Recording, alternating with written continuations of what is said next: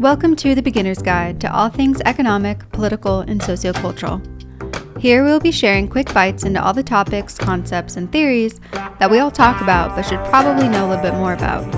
I'll be doing my best to keep it all unbiased, to the point, and hopefully interesting enough to inspire you to dig a little deeper on your own. With that being said, I'm your host, Emmy Davis, and this is the Beginner's Guide to the President. Commander-in-Chief, Leader of the Free World, President. Mr. Speaker, the President of the United States. Madam Speaker, the President of the United States. A role that may just be the most coveted job on the planet. A role that was nearly not included in the foundational government of the United States. The original articles established a Congress and a Supreme Court, but no executive office. The debates prior to writing the Constitution included heated disagreements over the powers and makeup of an executive office. One of their biggest fears was creating a position that had the potential to outweigh the rest of the branches.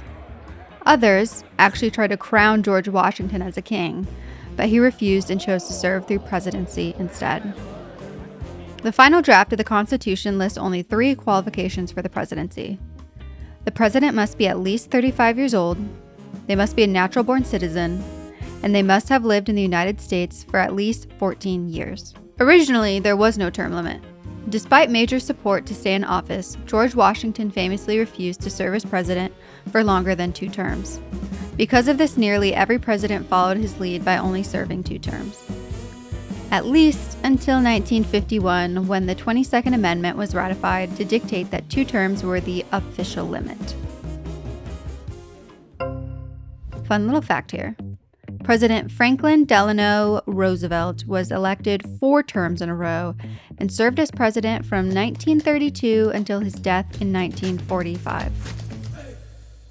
Overall, the original role outlined for the president was much more narrow than the role of Congress. The president cannot make laws, interpret laws, declare war, decide how federal money will be spent, nor choose any cabinet members or Supreme Court justices without the Senate's approval. Of course, there's a list of things the president can do. Once a bill has successfully passed through the other 2 branches, the president may approve it and sign it into law.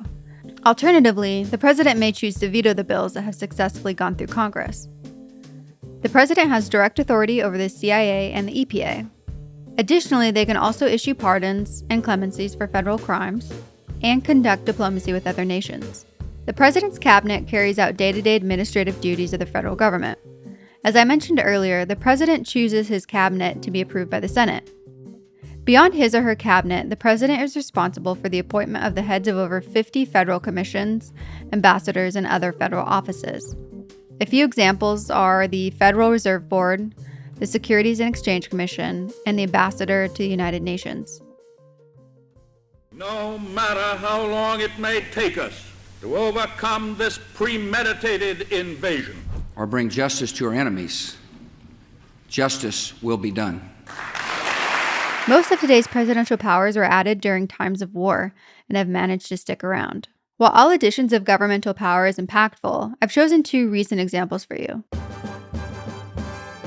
The first example takes us back to World War II. In order to streamline the war effort, FDR increased his authority to recognize both major aspects of the executive branch and the previously independent government agencies. He also granted the authority to censor mail and open previously confidential information about citizens that was gathered from the census. You could also look at FDR's New Deal programs as a vast expansion of the office's power in the name of the post-war rebuilding. All of these rights spell security. And after this war is won, we must be prepared to move forward in the implementation of these rights to new goals of human happiness and well-being. While it was packaged to try and improve consumer confidence and support workers, it reinforced his ability to regulate the economy in a way he could not before. Which is a good thing to remember. Governmental powers have been expanded time and time again in the name of rebuilding, repairing, and recouping. Now, the second example I wanted to bring up is one that is still hotly debated on whether or not it should be repealed. The Patriot Act. Just over a month following the tragedy of September 11th, the Patriot Act was signed into law by President George W. Bush after passing through the House with a vote of 357 to 66 and the Senate with a vote of 98 to 1. The official name is Uniting and Strengthening America by Providing Appropriate Tools Required to Intercept and Obstruct Terrorism. This department person said yesterday, we have files. The intelligence people have files that they are ready to hand over to the criminal people. What that means is they can take that and suddenly they have a lot of new leads. The three main provisions of the Act are 1. The expansion of surveillance abilities of law enforcement, including by tapping domestic and international phones. 2. Easing interagency communication to allow federal agencies to more effectively use all available resources in counterterrorism efforts. 3. The increasing of penalties for terrorism crimes and the expansion of the list of activities which would qualify for terrorism charges. Most of the tools and legal protections provided by the Patriot Act are still in play today. The main point of contention falls to the fact that who it applies to is left quite ambiguous, meaning they can essentially apply them to any citizen at any time. The original arguments that allowed any expansions of power to pass at all were tied to the eras that they were enacted. To be fair, there are a number of benefits to some of the powers added since the original job description was drafted. But if we were to revisit some of them today, there's a strong chance that a good number of them would no longer be, quote, necessary for the president or the federal government to hold on to. Speaking of the original job description, we need to talk about executive orders. Interestingly, there is actually no specific provision in the Constitution for them. The closest it comes to covering executive orders can be found in Article 2, Section 1, which says, "The executive power shall be vested in the President of the United States of America." Sections 3 and 4 provide potential limitations on executive orders when it states that the president shall, quote, take care that the laws be faithfully executed. Which, I don't know about you, but that to me really only covers executive orders that are specific to the better enacting of a law and nothing more.